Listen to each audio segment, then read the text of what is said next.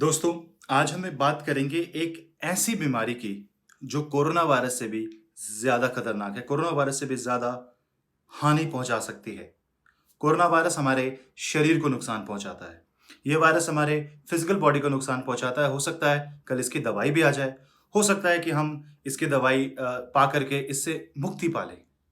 पर एक ऐसी बीमारी है, एक ऐसा रोग है जो हमारे अंदर होता है, कब पैदा होता है, किन कारणों से पैदा होता है, पैदा है भी, आपके अंदर है भी या नहीं, ये बताना बहुत मुश्किल है और इसके लिए तो कोई टेस्ट भी नहीं बना, कोई ब्लड टेस्ट से भी इसको पता लगाना पॉसिबल नहीं है।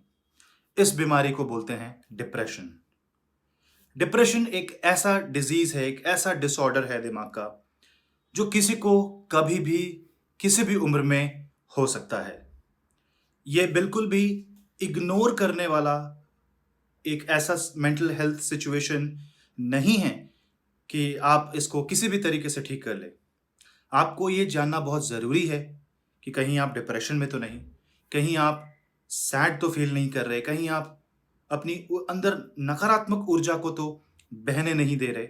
और अगर आपको अकेलापन, सैडनेस, डिप्रेशन और सुसाइडल थॉट्स आते हैं, तो आपको ये बात का हमेशा, हमेशा ध्यान रखना चाहिए कि ईश्वर ने जो हमें जीवन दिया है, वो किसी मकसद से दिया है, वो उसका कोई पर्पस है।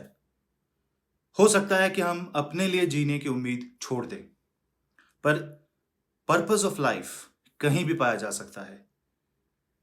आज समाज में बहुत सारे लोग ज़रूरतमंद हैं, बहुत सारे लोगों को सेवा की आवश्यकता है। हो सकता है कि हमें ऐसा लगे कि ये जीवन हमारे लिए नहीं है, हमारी खुशियाँ पूरी नहीं हुई, हमें वो नहीं मिला जो हमें चाहिए। पर क्या हम ऐसे सिचुएशन में आत्मदाह कर सकते हैं? क्या हम ऐसे सिचुएशन में अपने आप को खत्म कर सकते हैं? अगर हम अपनी मर्जी से पैदा नहीं हुए, तो हमें ये किसने हक दिया कि हम अपनी मर्जी से अपने शरीर का अंत कर दें? पर कई बार क्या होता है कि जो डिप्रेशन की नामक बीमारी है, ये मानसिक रूप से इतना घर कर लेती है, इंसान को इतना बेबस और लाचार कर देती है कि उसे इसके अलावा कोई और ऑप्शन ही नहीं होता उसके पास। उसको लगता है ये एक सॉल्यूशन है, पर अनफॉर्चुनेटली ये सॉल्यूशन तो नहीं है, क्योंकि ये कुदरत का विधान ही नहीं है। आपको कभी भी अगर उदासी आए, कभी भी अगर आपको लगे कि आपका माइंड काम नहीं कर रहा, आपके अंदर वो ऊर्जा नहीं है और आप अकेले हो, तो इसका मतलब है कि आपको वेंट आउट, यानी कि भावनाओं को व्यक्त करने की, बाहर निकालने की बहुत ज़्यादा ज़रूरत है। उस वक़्त आप भले एक वीडियो बना करके भले उसको सोशल मीडिया पे डाल दो, मत सोचो। हो सकता है मन की भड़ास आप बाहर निकाल पाओ। हेल्पलाइन का नंबर्स हैं, उसका उपयोग करो। दोस्तों से बात करो। मत सोचो कि दुनिया क्या सोचेगी। मत सोचो कि दुनिया ये तो नहीं कह देगी कि आप पागल हो गए हो। किसी के बारे में मत सोचो, क्योंकि उस वक़्त आपके लिए सबसे महत्वपूर्ण आप खुद हो। उस वक़्त किसी भी तरह की सहायता बहुत बड़ी सहायता हो सकती है और आपको वहाँ से निकालने में कारगर सिद्ध हो सकती है। तो आपको ये सोचना है कि जीवन जो एकदम अमूल्य है, वो ईश्वर ने हमें दिया है, तो उसका हम सही उपयोग करें। यूँ घबरा करके, उदास होकर के, मजबूर होकर के उसे इस तरह से नष्ट ना करें।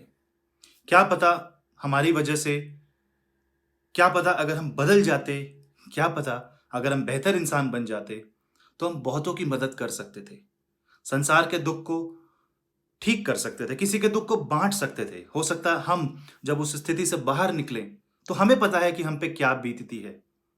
तो हम जानते हैं कि उस कष्ट को कैसे झेला जाता है। तो जो ऑलरेडी उससे झेल रहा है, जो ऑलरेडी उसको भोग रहा है, जो खुद फँसा हुआ है, उसे तो हम निकाल सकते हो कि हमें पता है इससे निकलना कैसे है। तो अगर आप इसमें फँसे हो और निकलना चाहते हो, तो मदद ले लो, बातें करो, एक्सप्रेस करो। और अगर कुछ न समझ में आए, तो भगवान शिव शंभू, महादेव, शिव शंकर की आराधना करो, क्योंकि उनसे बड़ा कोई नहीं।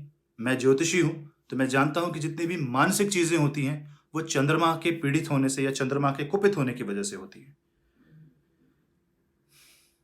चंद्रमा के इस प्रभाव से हटने के लिए महादेव की पूजा ओम नमः शिवाय का जाप और किसी भी तरीके की पूजा आपके अंदर सकारात्मक वेग भर सकती है, एक नई उम्मीद भर सकती है, नई किरणों को पैदा कर सकती है।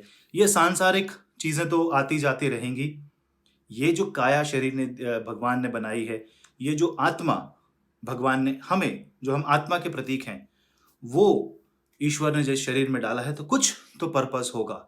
यूं इसको व्यर्थ ना करें, इसे व्यक्त करें, बातें करें, शेयर करें, ताकि आपके दुख बांट सके। और कहते हैं ना कि खुशियां बांटने से बढ़ती हैं और दुख बांटने से घटता है। आप कोशिश करें कि आप सकारात्मक ऊर्जा की ओर अपना ध्यान केंद्रित करें, नकारात्मक ऊर्जा को नकार दें।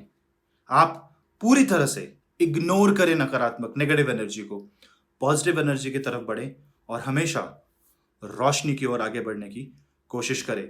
अंधकार जितना ही गहरा क्यों ना हो, जितना ही पापी क्यों ना हो, एक रोशनी का दिया उसको चीर करके उसका अस्तित्व खत्म कर सकता है।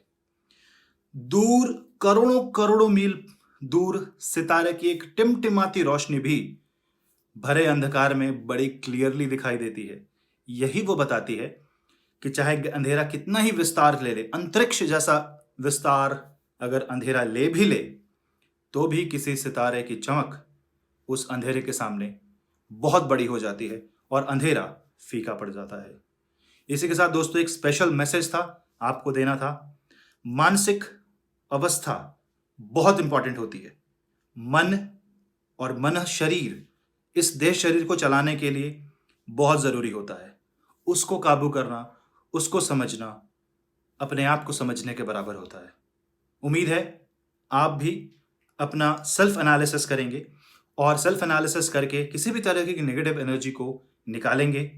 ज्योतिष माध्यम से, भगवान शिव की पूजा करने से और ओम नमः शिवाय का जाप करने से इस ऊर्जा का प्रवाह, नेगेटिव ऊर्जा का प्रवाह रुकता है, सकारात्मक ऊर्जा आती है।